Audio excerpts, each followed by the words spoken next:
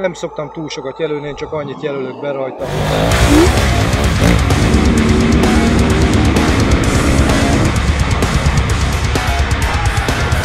Szevasztok! Láthattátok ezt a kis videóból is, ami már itt lement szerintem, hogy ma nem egy tréfa dologgal fogunk itt gurigázni a Piliscsévi dombok között, hanem egy ilyen brutál böszmeséggel, amelynek tulajdonosát szeretném nektek bemutatni, Dervelényi Tamást, aki ralliba mész ezzel a géppel? Sziasztok, terepralliba, igen. Jelen pillanatban kevés olyan ember van, aki ebben a nagy bána kategóriában megy, de úgy gondolom, hogy mivel eredetileg a KT, amikor kitervezte, kifejlesztette ezt a motor, gyakorlatilag a Dakarra tervezte annak idején, ugye még Meonival. Azt gondolom, hogy alkalmas igenis a tereprallira. Hát a tavalyi év sajnos az nem jött össze, az idei bajnokság, azt gyakorlatilag eltörölték. Tavaly sikerült egy lengyelországi terepralli versenyen indulnom és befejeznem. Az egy nagyon-nagyon nagy élmény volt, és gyakorlatilag remélem, hogy most már idén a különböző helyzeteknek megfelelően, vagy a különböző helyzetek adják azt a lehetőséget majd, hogy idén itthon is terepralli bajnokságokba vegyünk részt. És akkor egy ilyen terepralli verseny előtt te kapsz egy ilyen tekercset, amit te raksz ebbe bele, vagy hogy működik ez? Gyakorlatilag igen. Tehát tulajdonképpen a verseny szervezője biztosítja nekem ezt a tekercset, ahogy te is mondtad. Megnézheted ezt, bocs, előtte? Tehát meg van határozva, hogy mennyivel a verseny előtt lehet ezt kiadni. Ugye most a Dakarnál például változott, hogy ezt pont úgy adják ki, hogy előre színezve, ezt majd mindjárt mondom, hogy mi a lényeg a színezésnek. Tehát régen ugye úgy volt, hogy ezt egy fekete-fehér kinyomtatott lapot kapott meg az ember, és akkor ő magának, amit szeretett volna, azt beszínezte. Például itt is látható, hogy én is nyilván tanulok a rutinosabbaktól, tehát én ezt úgy tanultam, hogy azokat az összekötő szakaszokat, ahol a közúti közlekedési szabályának és sebességkorlátozásnak megfelelően megyünk el például a szervizparkba az első starthelyig, ott például sárgával jelölöm, ezt mondom nem magamtól tanultam meg. Ez azt jelenti nekem, hogy itt igenis itt normálisan szabályoknak megfelelően kell azt a közúti forgalomnak szabályt betartva lehet eljutni egyik pontról a másikra.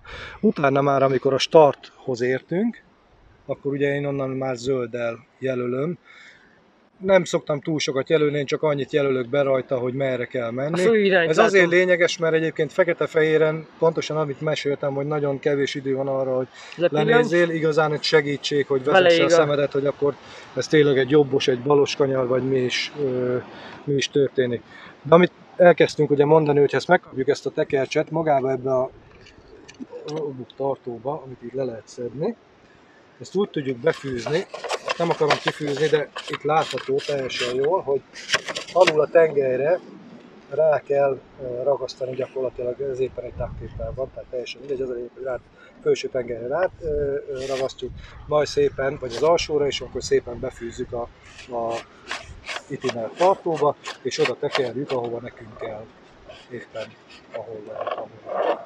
És az természetesen ahhoz, hogy a menet közben is tudjuk használni, ezt elektromosan lehet a kormányról vezérelni, és akkor tulajdonképpen tekeri a éppen adott megfelelő helyre azt a információt, ami neked szükséges ahhoz, hogy merre, hogyan menjél. Szuper!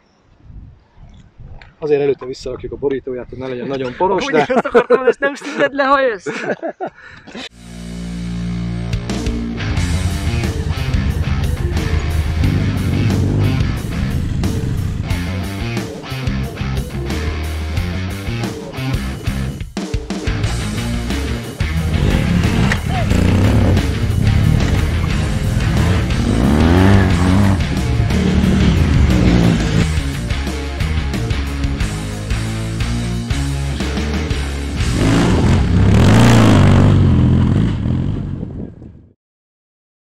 Terepralliról ugye átkanyarodunk egy picit ide a Piliscsévi napunkra, erre a kis enduro tesztünkre, de nézzük is át először, hogy az alap 990-es, ez mikor is jött ki először ezzel a injektoros blokkal?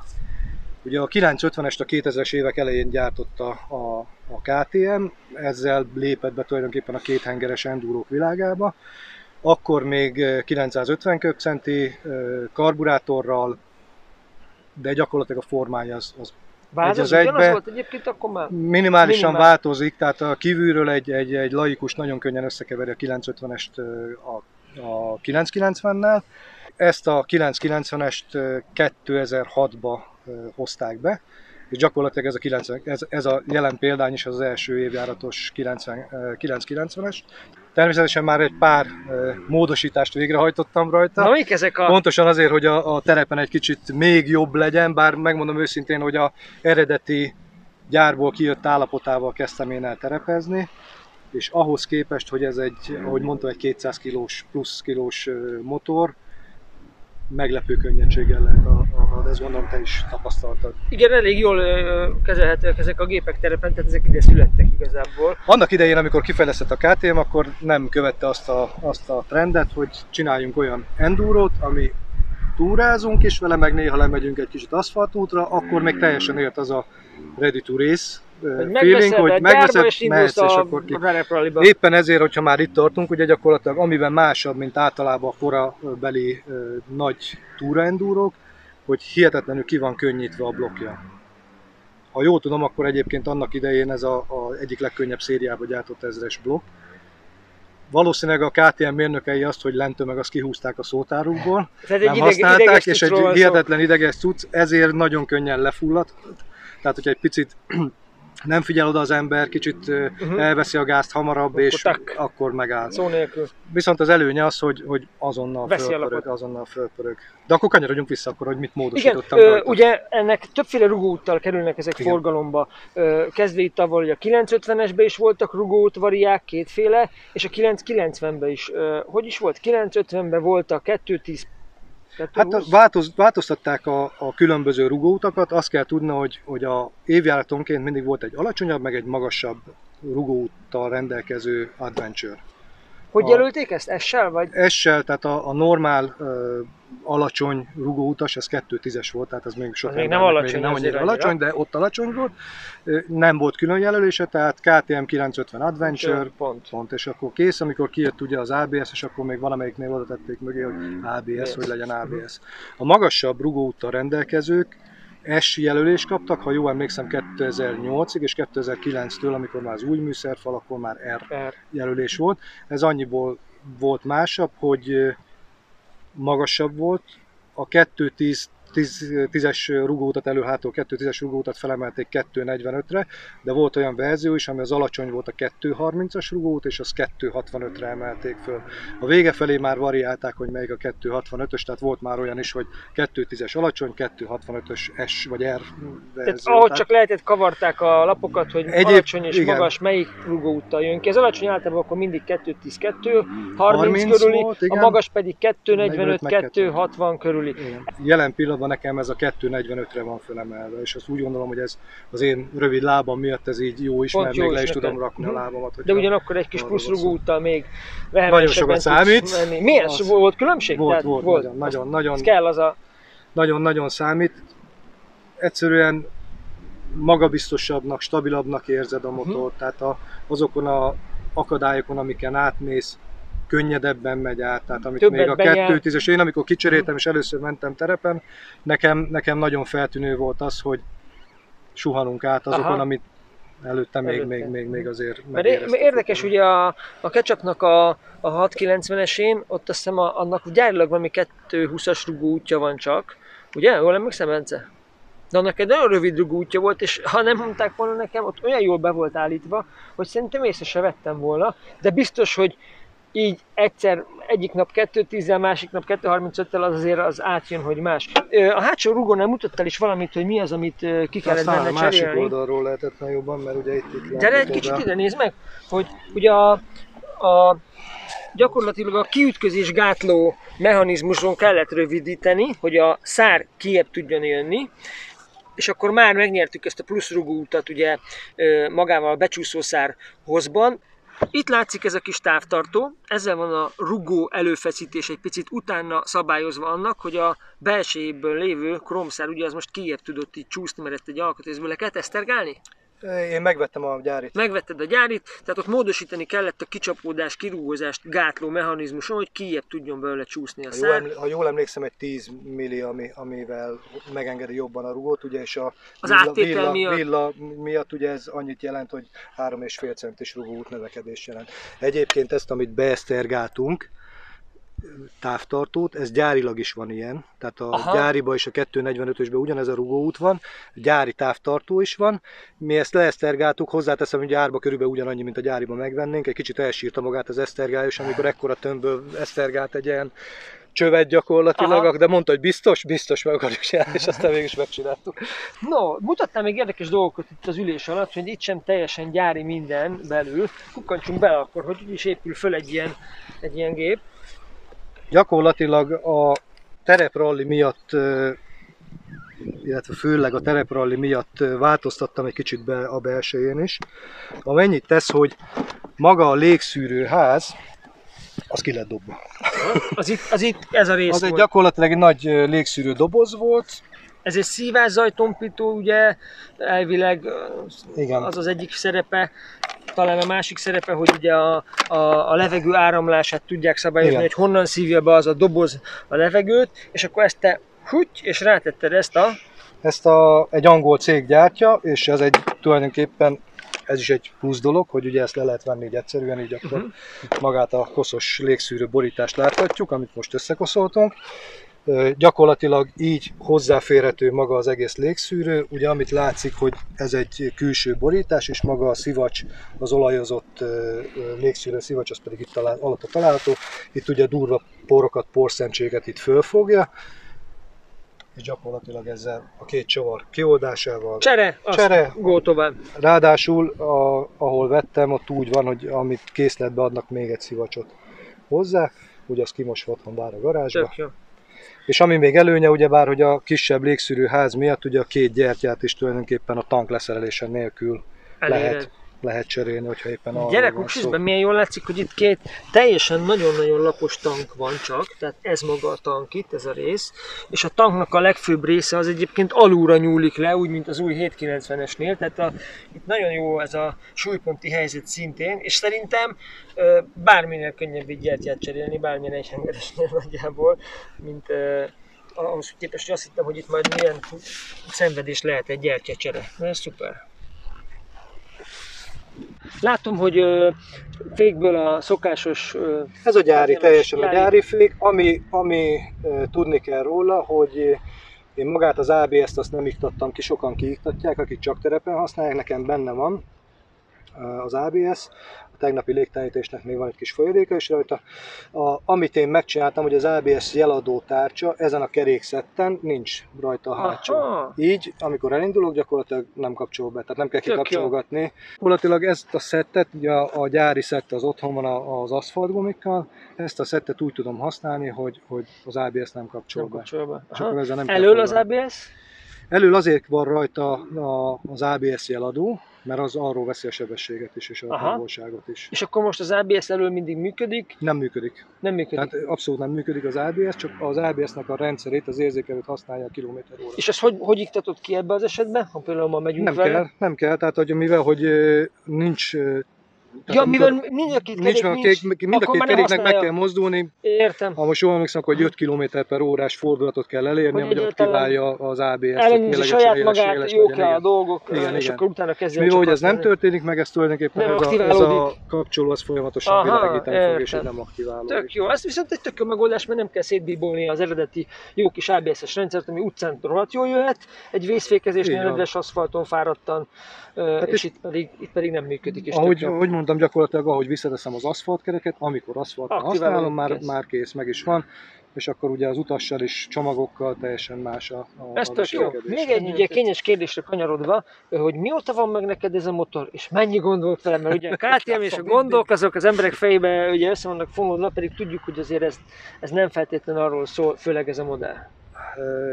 2006-os, ugye én 2009-ben vettem, 7300 km-re, 7500-anként van a szervizintervall, ami a KTM Mócsától vettem még a Norbiéktól annak idején. Itt van előttünk egy motor, amiben van 122 000 km, fele aszfalt, fele terep. Felújítottuk a blokkját. Még Mikor- mielőtt bárki mikor- azt mondta volna, Jó, hogy ez elmegy bármennyit. Meddig ment el az első szettel, a gyári szettel? 112 000-nél valahogy így cseréltük, vagy húztuk szét teljesen. 112 000-nél úgy, hogy ez komoly. az aszfalt, vagy a terepen is használtam, még a gyári kuplung volt, azt én cseréltem ki a gyári kuplung szettel. És ezen kívül mi volt a 112 000 kilométerig még, ami... Tudom, hogy hihetetlen, de nem volt semmi. ez mondták többen, hogy valószínűleg itt belül van valami Honda felirat, mert hogy nem volt vele, hál' Istennek A tipikus kuplung munkahenger problémák. Kuplung munkahenger jogos, hogy ezt megemlítetted, mert már enyém se a gyári eredeti. És ő egy élettartam garanciás kuplung. Hozzáteszem, hogy olcsóba kerül, mint a gyári magúra kuplung.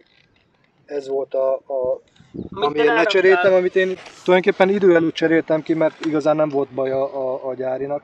De nem vártad meg, hogy legyen. Vártam meg, hogy legyen, inkább ez azóta működik. Ugye nagyon érzékeny arra, hogy időben kicserélni, és ennél még ásványi olajra kicserélni. Az újabb KTM modelleknél már Ez az ásványi olaj, ami ugye berotyad egy idő után, hogyha nem cseréled, és akkor nyilván... Igen, hát meg a koszt összeszedés, ugye akkor a dugattyúknak a karbantyúit azt elkoptatják. Látom, hogy még tuning egy ilyen ismerősebb igen? darab. Egy ismerősebb darab, nem pici méretű rally lábtartó. Nagyon komoly. Igen, ezt egyik Ide a csizmám. barátomtól kaptam tulajdonképpen tesztelni, úgyhogy ez most próba üzemen van a Cross Country Adventures-től. Gyakorlatilag nekem előtte már a gyári rally lábtartó volt fönn, mielőtt még ugye a eredeti gyári, ami körülbelül egy ilyen hosszúság. Volt, nem is fele, de kétharmad. Az ember nem is gondolna, én amikor megnéztem először, hogy ez lista áron, akkor még volt valami 40-valahány ezer, most már talán lehet, hogy 60 is a rally lábtartó. Először azt mondom, hogy egy darab vasért teljesen fölösleges kiadni. Nem megy az ember vele, és akkor rájön, hogy hát ezzel sokkal stabilabban állsz rajta, nem billeg rajta a csizmád, amit egyébként nem érzel, de attól függetlenül fárasztja a lábadat, hogy a láb középen van benne, és ezért megint csak visszakanyarodva a ralliba, vagy amit még ezzel a nagy döggel versenyeztem egy maratonversenybe 2016-ba, azért ott nagyon sokat számít, hogy mennyit minden ilyen kis fárasztó faktor. Minden nagyon oda kell figyelni, főleg ekkora motornál, ugye. Ilyen géppel, mert ezzel... Jó, hogy mennyire. Úgy mondjuk inkább, hogy talán könnyebb. De nem sokat akarok ülni, de mentem már ilyennel egyszer egy parkolóba, egy pár métert, ennyi az tapasztalatom vele, úgyhogy ez izgalmas lesz nekem ez a nap ilyen szempontból. Nézzük.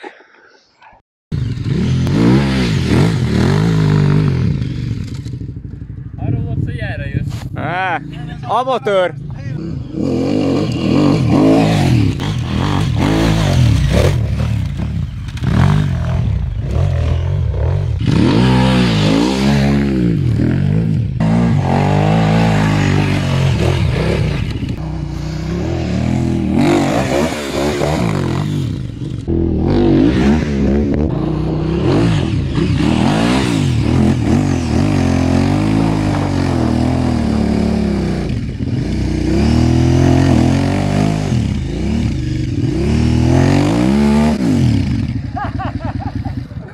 Aztán megtaláltuk az első pontot, ahol ez a 200 kg ez nem jön jól. A berakással nem volt gond, de azért itt hiába terhelem, azért inkább leássa magát, de hát ez ilyen púder. Hogy visszük le? Én nem segítek. Elérkezett itt a legizgalmasabb rész szerintem. Nagyon kíváncsi vagyok, hogy egy ilyen nagy döggel, ráadásul egy ilyen idegesebb fajtával ezen a kis extrém pályánkon hogy tudok vele mókolni, megmerem egyáltalán csinálni vele ezeket a dolgokat. Először megpróbálom kicsit finomabban, ügyesebben kitapasztalni, hogy mi hogy működik, aztán meglátjuk, hogy tényleg át lehet ezzel szépen úgy menni, ahogy kell. Szorítsatok!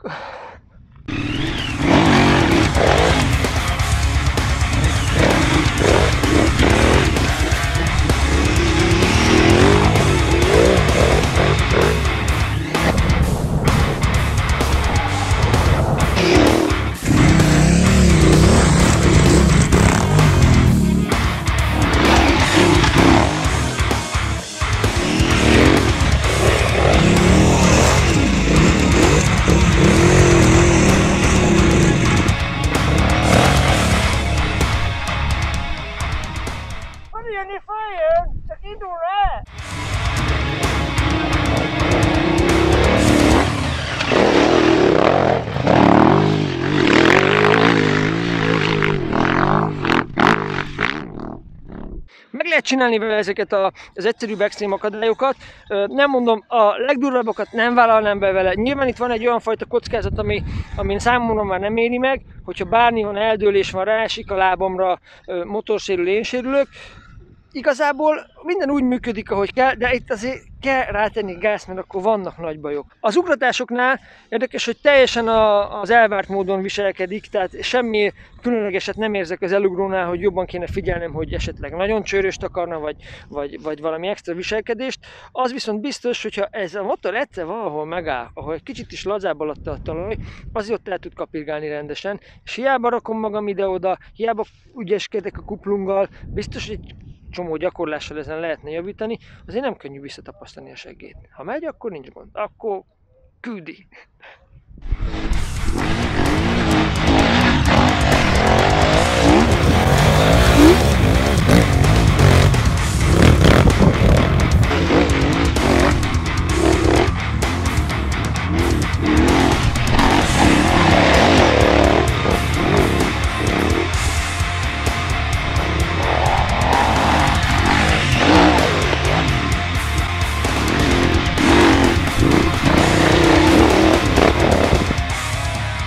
Egy szokásos köridőt.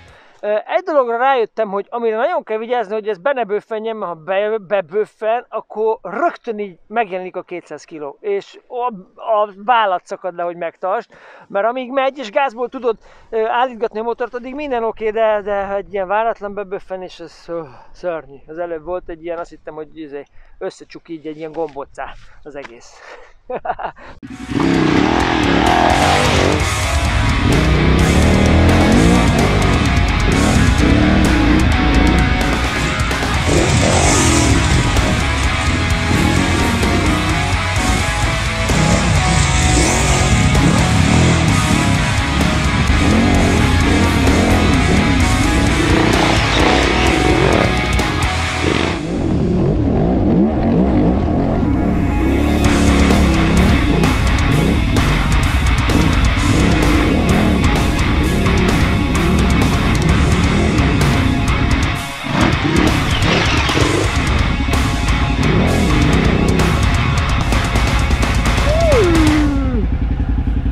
Érdekes, itt a kevesebb néha több, azért a szűk kanyarokban, amikor ugye azt akarod, hogy na majd oda teszed neki, hogy akkor jó, befordítod, aztán nem adja ki, akkor alig bírod összeszedni magadat.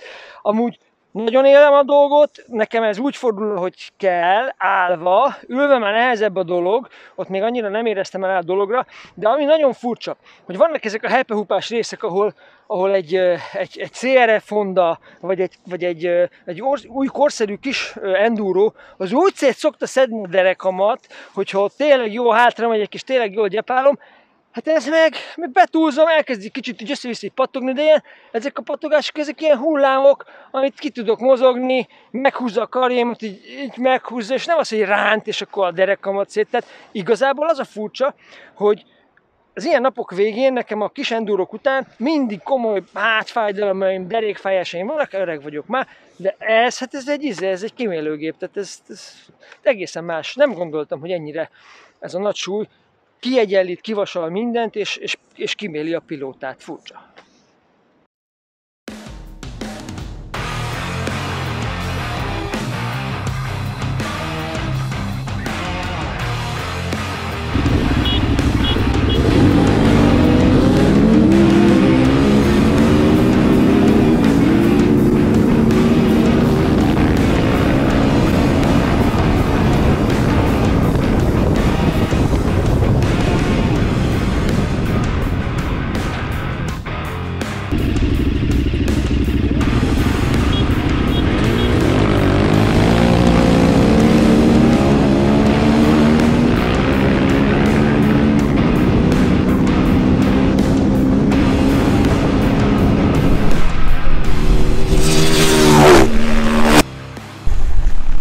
Egy érdekes napon vagyunk túl, nem hiszem, hogy van olyan másik többhengeres nagy dög, amivel szinte gyári állapotában ezt meg lehet csinálni, és hogyha ezt még hozzáteszük azt, hogy ez nem a űrtechnika, tehát még nem az a 2020 utáni mindennel felszerelt, elenyomott valami, hanem ez még azért az igazi motor, akkor szerintem ennek párja nincsen. Nagyon erős, nagyon fulladékony motorról van szó, ami ma nem jött ki annyira, mert nem is erőltettük bele azokba az igazán nagyon endurós, nagyon betapasztós részekbe, ahol ez előjött volna. Inkább hagytuk egy kicsit dolgozni abban a műfajban, amiben otthon érzi magát, hogy tényleg azért valamennyire haladjon. Ennek ellen az extrém pályán jól lehet vele operálni, nem érzi az ember nehéznek. Szerintem kevés olyan gép van, ami ezt tudja. Szinte teljesen gyári állapotában ezt tudja. Ennyire tudja az igazi, kemény offroad részt, és ugyanakkor nem csak például papíron kétszemélyes, hanem valóban egy kétszemélyes túramotor dimenziókkal rendelkezik. Ebbe a gépbe így, ezzel a felállással, a kipörgés gátló az itt van a csuklódba, most az ABS itt volt az ujjamba, sokkal jobb, ez itt terepen, ez így működik igazán jól. A motor karakterisztika az ideges fulladékonyabb típus, ez ma annyira nem jött ki, bár egy-két becsuklás volt, tehát egyszer-kétszer volt, hogy lefulladtam, és akkor a nyakadba szakad mind a 200 km, ahogy mondtam is azt már, de amíg a gázzal tudsz játszani, és azzal tudod egyensúlyba tartani a gépet, nem érzed ezt a 200 kilót. A futómű az nagyon jó volt beállítva, az extrém pályán jött ki egy kicsit csak, hogy emeli a hátulját, amúgy egészen jó tempókat tudtam vele menni, egy picit puhább az eleje, mint a hátulja, nekem az összhang emiatt egy picit elmegy, de megbocsájtó jó futómű van. A Hyper-Hoopán ott nem találtuk meg egymást, de ez lehet, hogy az én hibám. Egy dolog van, ami nagyon érdekes volt, hogy ilyen pozícióban állni motoron, hogy ennyire magasan legyen a kormány, és ennyire jó helyen legyen ez a széles lábtartó, ez annyira adja ezt a rallis feelinget, hogy ez nagyon el van rajta találva. Tehát nincs kedved leülni. Mindenhol jól érzed magad állva. Még a szűk fordulóba is itt tesztem bele. Teljesen, ez így van kitalálva. Ha tetszett a videó, iratkozzatok fel a YouTube csatornára. Csinálunk kifejezetten nagy endurós, ilyen extrémbe hajlóbb tréninget. Nem sokára jövünk a részletekkel. Dervedény Tamásnak köszönöm szépen a mai napot, nagyon szuper volt, hogy itt volt, és nagyon jó volt ez a sok info. Úgyhogy... Köszönjük szépen! Köszönjük szépen.